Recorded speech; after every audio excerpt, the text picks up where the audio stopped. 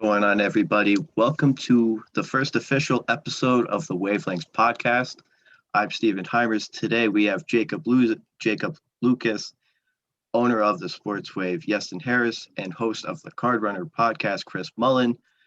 A big show talking about all that is NFL free agency. And I want to start with you, Chris. What are some moves you liked and some moves you didn't? So I will always support upgrading offensive line in free agency, especially for needy teams. So two guys off the bat, Corey Linsley to the Chargers, great move. They need offensive line help to help out Justin Herbert. That was their biggest thing they could have done this season was get him a good center he can rely on for the next 3 years. Or I think it was a 5-year deal, actually. Excuse me, which is great. He's kind of old, so that kind of pros and cons. Joe Thuney to the Kansas City Chiefs as well on a $16 million per year contract. Great signing by them, able to get them away from guys like the Jets or the Patriots who may have been willing to pay more money. This is what you get when you play with Patrick Mahomes. You've made the Super Bowl 2 times in the past 2 years. So I like that signing. Trent Williams, also like that signing. I know it's 6 years, already 33. He'll be 39 when it ends.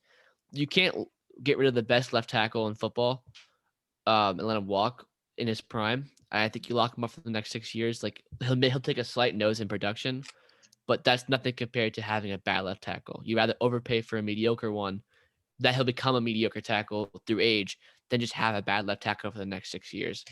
And then one non-offensive lineman that I like because I'm more on the side of not spending too much in free agency is Carl Lawson. Not because of the value he gives, but the value he got in respect to other edge rushers. I thought he was the best edge rusher in the class. That didn't go back to his original team. So like Shaq Barrett and all those guys, like they don't really count in my opinion because they were going to go back no matter what. But I think Lawson was the best signing for the rest, only because of what Trey Hendrickson got versus the money that he got. I think it's clear to me at least that Lawson's a better player than Hendrickson. And Hendrickson went to the team Lawson left, and Hendrickson got paid more money to go to the team he left. So it kind of confused me as to why the Bengals didn't end up just paying Lawson more money and keeping him on the team than getting a worse edge rusher with less production overall in time, not that year. When you could have stuck with the guy that was younger, better, and had a better grades through PFF and other pass rushing grades. It just didn't make much sense to me, which is why the Jets got a seemingly good deal for a guy that could have fetched more money because of the Trey Hendrickson deal. I guess moves I don't like, Trey Hendrickson. I'm baffled as to why you let one of your best edge rushers leave and then pick up another guy for more money who's not as good. It was baffling to me. I didn't really understand it. Nelson Aguilar, $13 million is ridiculous for Nelson Aguilar. I know we've seen some wild contracts, but that is terrible. Nelson Aguilar does not deserve $13 million. I don't care what production he got from the Raiders. He's going to be the guy now in not Pittsburgh. The Patriots, that guy is not someone who deserves $13 million. And I think the Patriots overpaid to become better. And if they get a ring out of it, great. They did a great job. If they don't, they did not do their job, and therefore GM Bill Belichick deserves to be fired. That's not going to happen. He'll retire after GM Bill Belichick fails this badly. He'll retire. But that deal is terrible. Next, I have 2 Giants deals up. Not that they're bad players. Like, they're not bad players. I just don't like the money involved. Leonard Williams gets $21 million. That puts him in the top 5 edge rushers or defensive linemen at all. And he's not that.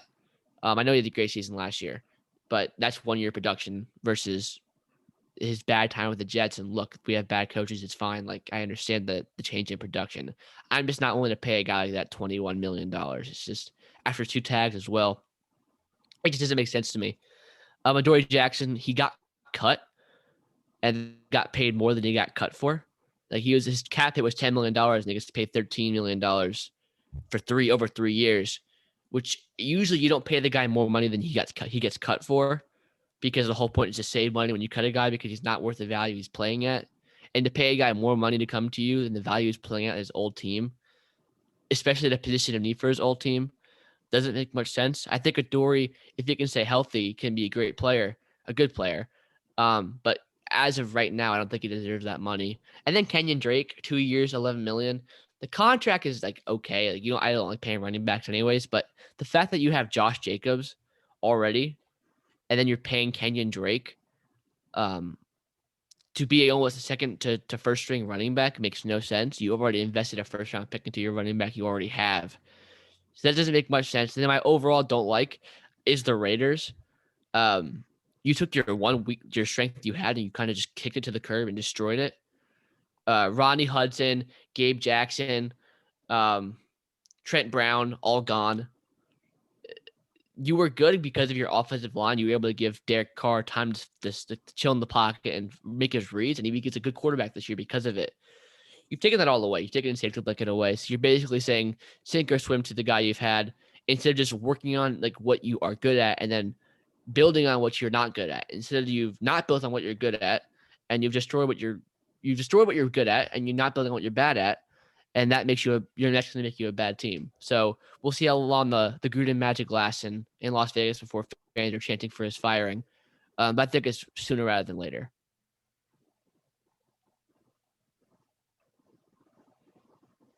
Jacob, I want to ask you the same question. What moves did you like and what didn't you like? Yeah, so starting with what I did like, similar to Chris, I love the Joe Thuney signing by the Chiefs. I thought it was a great pickup, good position need. You get a great guard out of it. You pay him a good bit of money, but I think that you get what you're paying for with him. I think that you're going to get some great protection from him. And then I really liked the Falcons signing Mike Davis. I think 2 years at $5.5 million is a great contract. I think you get a good quality running back out of it.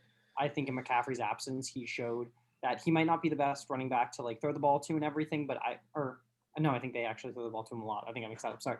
But no, I think he's a great running back. I think you get a good value or good running back. You get a great value out of the mix there. And then in terms of what I didn't sign, as a Giants fan, heard what Chris said, but it's up there for me. Leonard Williams' contract is huge. You paid him way too much money. He had a great season. I think he'll perform at a high level again this year, but I think you paid him way too much money for that. And then I didn't like I'm going to kind of combine two contracts here. I didn't like the Patriots, Jonnu Smith, Hunter Henry signings. I think that they paid Jonnu Smith $50 million and Hunter Henry $37.5 million. I think paying $87.5 million for two tight ends is crazy. I don't think that is going to end up well for them. I really only think you needed one of them. You didn't need both, and I just think that's a huge cap hit at a position where you just did not need to add the depth you added. So Iestyn, I want to ask you a similar question, but change it up a little bit. The teams that spent big this offseason, do you think that it'll translate to success in the 2021 campaign? I think we can look largely at the success of teams that have previously spent big in free agency. I mean, over the past 10 seasons, no team has spent more money than either the Jacksonville Jaguars or the New York Jets. And just how many playoff appearances have those teams combined for? How many reasonable winning seasons? How often are they mentioned in the top 10 of the draft order every single season? You spend big money in free agency because you can't find discounts. It's not because you don't want to. It's not because you're not willing to look. It's because people will not sign to play for your team for less than they are worth somewhere else. So you start making moves like the Patriots do, but they're paying two separate tight ends $12.5 million a year. You can't have $25 million per year wrapped up in a position at two B-tier tight ends. You can't expect that consistent level of success that you've had over all these previous years because you don't have the capacity to find the guys able to give you that success on a budget. So I don't think that big spending is directly correlated to success. It is a way out. I mean, there's only two ways out of a dumpster fire, and that's you either buy your way out or you draft a franchise quarterback. And I think both those teams are sick and tired of trying to draft franchise quarterbacks. If they have, I like what the Giants did to a degree. They spent a lot of money trying to, finding players that could be franchise cornerstones at positions of need, but they'll need to see a lot of success from over the next 2 to 3 drafts to turn any potential winnings from these deals into long-term success, because they need to start picking up cheap contracts that are from effective contributors immediately, or this is going to be a blip at best. If I may add something, like as a Giants fan, it's all going to be up to how Daniel Jones plays. If Daniel Jones does not perform at a high level, or if Daniel Jones does not perform at just like a mediocre quarterback level, if he continues performing how he has been, this money is going to be worthless. I completely agree. I think that you need to expect, at worst, mediocre play from your quarterback in order to be a competitive team. And if you can't get better than that, then you need to either find a solution or blow it up and start again. And I agree with the sentiment that you mentioned. Like, this rise on Daniel Jones. This is basically a test of Daniel Jones. This doesn't work, he's getting replaced next year. If it works, he's staying. That's really what it is, right? I would agree to the sentiment if most of the contracts weren't multi-year deals, because at that point, no matter if Daniel Jones is good or bad, you're locked into those deals to support Daniel Jones, right?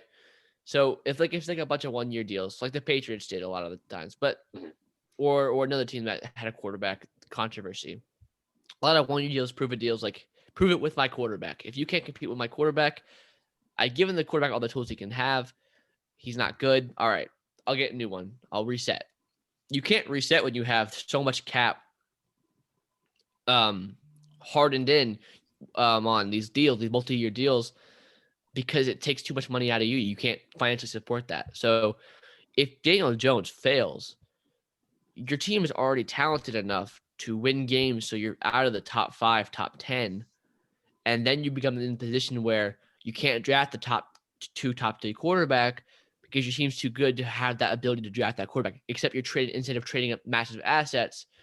And then by the time you trade those assets, the other contracts run out, and then you don't have enough money to pay those assets. It's not a good cycle to be in, right? So, like for the Patriots, for example, they say a lot of guys on 1 year, 2 years, they give Cam 1 or 2 years, or if they draft behind Cam 1 or 2 years, if they don't like it, they're able to reset. The Giants give 3 or 4 to 3 year deals. You can't just reset after a year of Daniel Jones because you've begun to be too good, even if he is mediocre. Sure, you go 8-8. You go 8-9, 9-8, and you maybe make the playoffs, maybe you don't. That's not the goal. The goal is not to just make the playoffs and see what happens. The goal is to win the playoffs. And if you can't do it with Daniel Jones being mediocre, you have to replace him. But you can't replace him if your draft pick's not high enough. So I think a lot of teams who spent big on multi-year contracts, I guess in the Giants case particularly with a questionable quarterback, it's going to be a lot harder to reset that timeline with a new quarterback. It'll evidently get McCagnon fired. It might even get the head coach fired. I know we love him. I think he's a good coach. That doesn't matter. If he had to co-sign on these deals and say, yes, I want these guys on my football team, and it doesn't work, that might be his head on the chopping block too. And you may see the Giants completely sweep it out next year if that doesn't work. And if I had to guess, I don't know if Daniel Jones can play to the potential he needs to push the Giants into a new stratosphere of winning, to get them over the hump to where they can justify McCagnon's moves enough to keep him on the Giants. If they go 8-9, I would see McCagnon getting fired and not their head coach. If they go 6-11, 5-12, even 7-10, I think both have a big chance of getting fired. So I think you've allocated money in a long-term way with a not long-term, possibly a not long-term solution in your quarterback. That's going to create a really bad mismatch in the possibility of getting quarterbacks. Luckily for the Jets, the team on the same stadium, they're having their quarterback controversy now when they're already picking a top position so that they can still spend enough money in free agency and then replace their quarterback at the same time if they choose to do so. So they're lucked into a good spot where they have the money, they have a quarterback issue, and they can fix it in the same offseason. The Giants not going to have that for a long time if he plays mediocre, and the Giants can't get that top 10 spot. Yeah, I find that's such a consistent issue with teams that remain mediocre to bad over the long term. I mean, as a Bills fan, I'm well versed in this. Is that if you can bring about enough success to make your team reasonably competitive, then you're still never good enough to win the chip, which is the ultimate goal. And if you're not good enough to win a chip, but you're not bad enough to get a good draft pick, then you don't realistically have a shot at cheaply turning around your team and giving them some long-term success. The only way that you really can force success in a scenario like this is if you happen to be lucky enough to be a destination of a potential blow up at a quarterback position on another team, i.e. Russell Wilson or Deshaun Watson. And realistically, they're not options. Those are Hail Marys, where you throw everything you have at a team and hope that they're willing to accept your 6 or 7 draft picks and a couple players. And realistically, those people know what they have and they won't. And even so, you still need a top pick to trade for those guys. You can't leave the Seattle Seahawks high and dry for Russell Wilson. Yeah, we'll take him. We'll give you pick 20 or we'll give you pick 15. No, we need a quarterback still. We can't get one of those positions.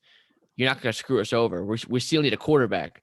So the only teams in the top 5, top 10 can really make that deal because that's where they can get quarterbacks. So even still, if you're sitting at the 15th pick or the 17th pick, say, for example, the Raiders were really good this year and Derek Carr played and they made it 17. You want to move Derek Carr, but you can't because you don't have a high enough pick to move him. It just gets to a really sticky situation where you're mediocre, but you can't get out of mediocrity because you can't replace the thing that's making you mediocre. And then if you do try to make that trade, you need to give up such a significant amount of capital that would allow them to trade up for a high pick, or you need to make the trade for the high pick first, which is a huge risk because you can't even guarantee that they'll still say yes if you get it. Yeah, and I feel like Russell Wilson's a perfect example. The Bears are offered them 3 first-rounders. The Bears' first-rounder this year is the 20th overall pick. You're not going to get you're not going to theoretically get the franchise quarterback with that pick, but they're going to get Russell Wilson, and then their next 2 first-round picks are probably going to be also around 20, if not worse than 20. So it's really Hail Mary is the perfect way to phrase it. People are I've heard some people say, I'm shocked that the Seattle didn't accept that trade, but you're not going to get a replacement for Russell Wilson with that trade. So why would you accept it? They're also not being forced, Exactly. right? They made minor upgrades to the offensive line, and Russell Wilson is not forcing himself out like Deshaun Watson was before the allegations came up, right? He's not. They don't have to play their hand, so they can wait till they get something they like. It's not really a big point of need. They have to move them instantly. So you're not going to find a team that's back 10 trading for Russell Wilson because they just don't want the pick. Yeah, and I think it brings up an interesting situation like all 3 of you touched on. Quarterback's so important and you need to build around the quarterback. But if you think you have the right guy, but he isn't, and you dump a lot of money into the offense and then it doesn't work, what do? You're stuck in cap trouble. You don't have a quarterback.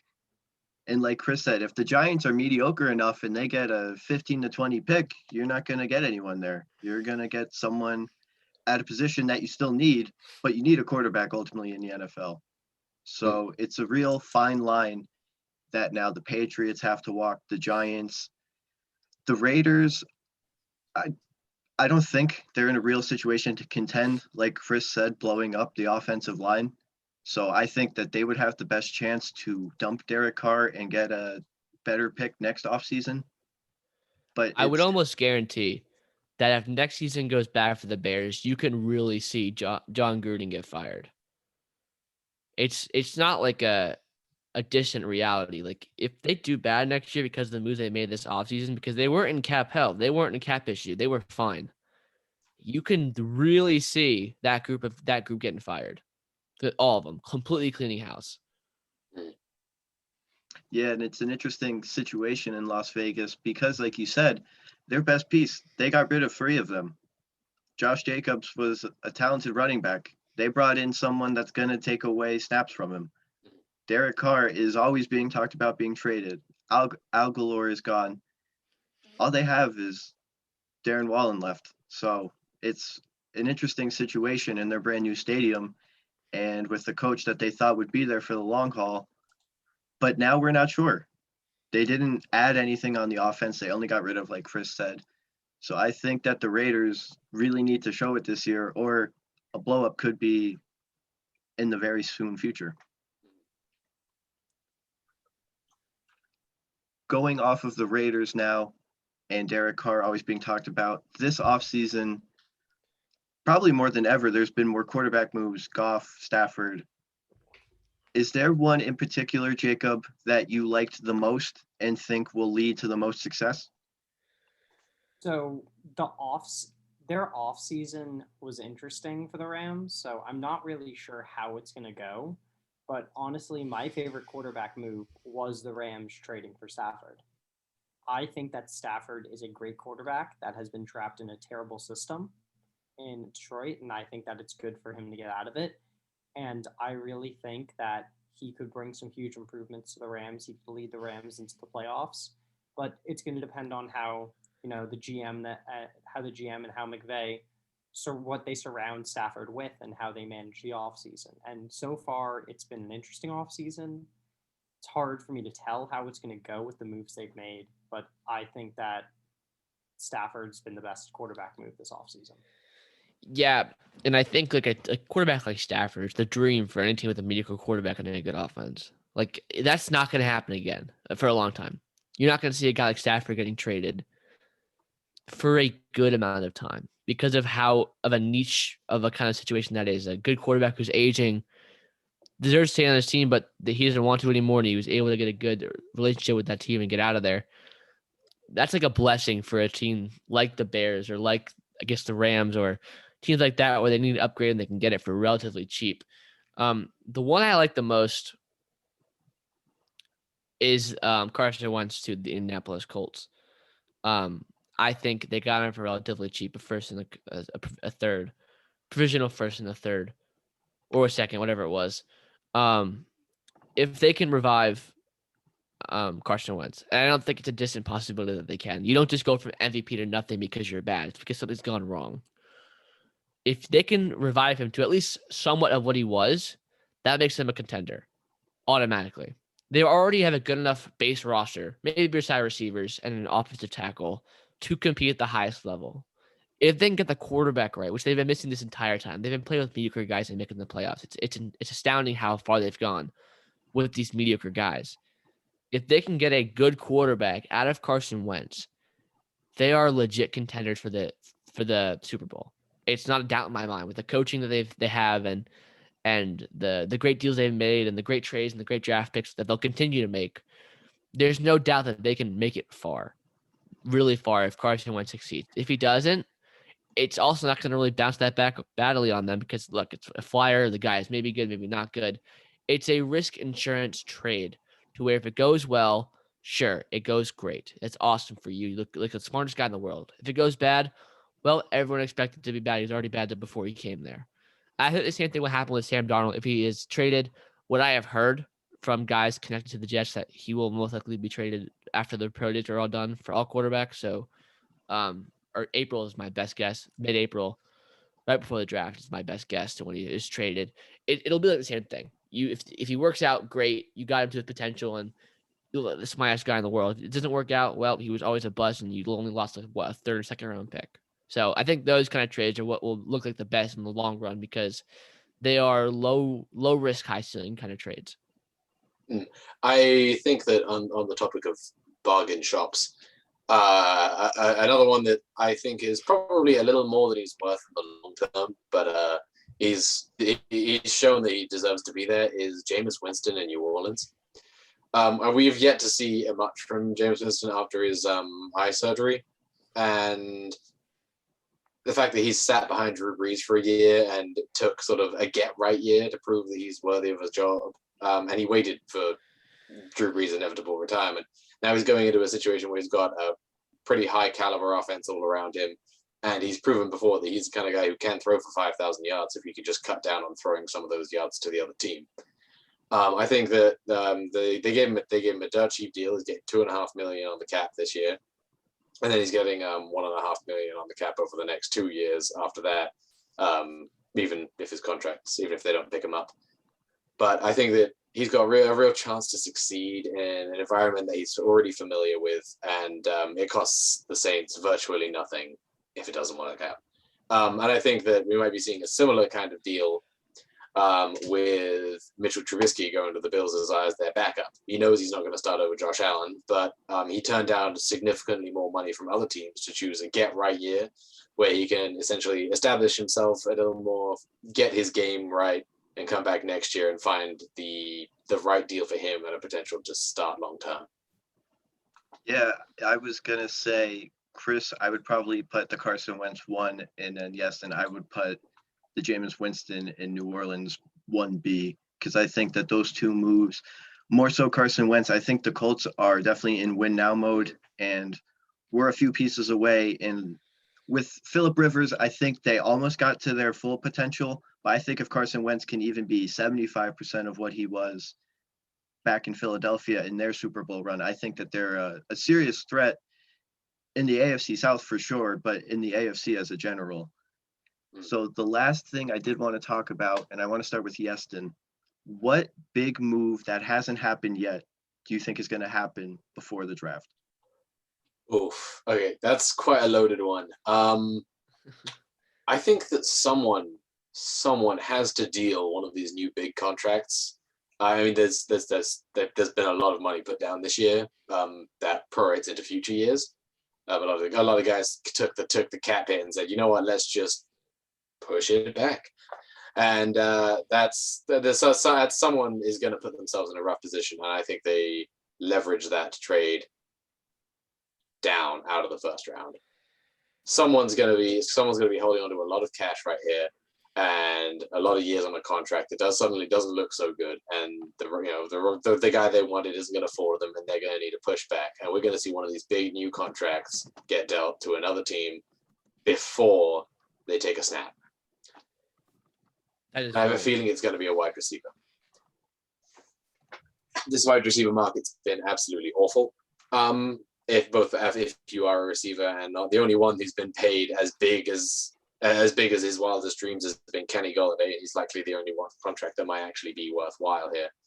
I could very much see a player like Corey Davis, potentially Nelson Aguilar, get moved before they take a snap for their team simply for the value that you've put down on a contract for a player that might not be entirely worth it. And if the right guy or the wrong guy falls in the draft, then I could see a team moving on. Yeah, I would say for my big move, I would expect a team to move into the top 5 in the draft, either draft night or before the draft. I think it's inevitable with teams like the Dolphins, the Falcons, and the Bengals not needing quarterbacks with such a great quarterback class. Even if the Jets decide not to draft a quarterback, I say with Sam Darnold, you have 4 teams there who don't need a quarterback or don't anticipate drafting a quarterback. You can see a team like the Broncos, the Panthers, the Eagles, the Patriots. You can see any of those teams moving up and taking a quarterback. And like you said, I'll bounce off of you. If the Patriots deem that the 4th pick is what they want, they can trade maybe a Matthew Judon or something like that of value that they just brought in as a trade piece to a team that maybe needs an edge rusher, like for say the Falcons would. Now I don't think the Falcons can afford that contract, but maybe another team, like the Bengals or the Jets, to trade for a positional value that they need, and then those picks. I think it is almost cemented that you will see a team trade into the top 5. What I also think is likely is Sam Darnold will be traded before the draft. Names I would keep an eye on: Panthers, 49ers, Broncos. I'm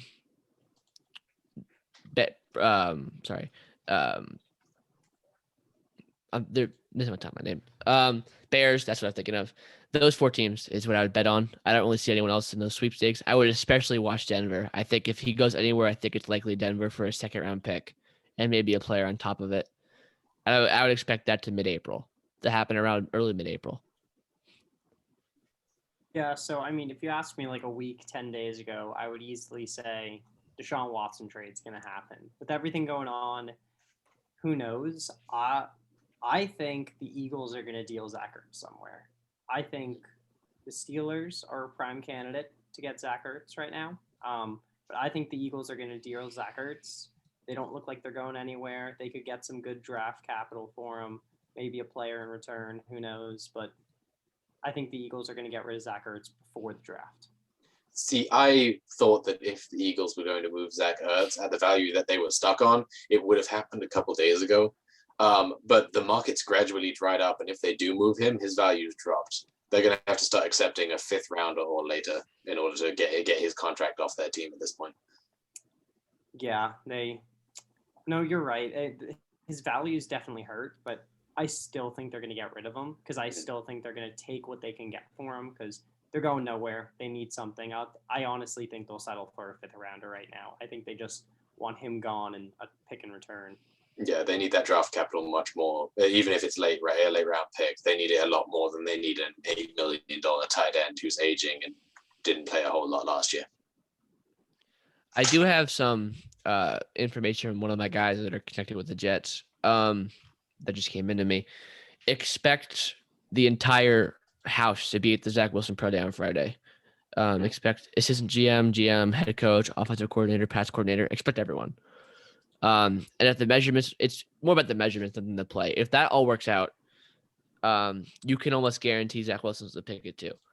If not, you can almost bet on Sam Darnold coming back. I think it's between those two, and I don't think it's anyone else really. I mean, we'll see how the Justin Fields Pro Day goes, but it's one of those two things. If the measurements don't look good and the testing doesn't look that good, you may see Sam Darnold come back or Justin Fields switch. If the numbers come back decent, he actually is 6'2", 6'3". He actually runs a good number. He passes well. He runs through the drills very well in a pro style offense. That's the pick. The last thing I did want to say, piggybacking off of what Chris just said, is any team, time, place. That's all I wanted to say about what I want the Jets to do at quarterback. And that is the end of episode 1 of Wavelengths. A big thank you to Jakob, Iestyn, and Chris. Thank you guys all for coming and listening. I will be back on Thursday with an NBA trade deadline show. And then Friday, we're going to have an MLB preview. So we will talk to you guys then.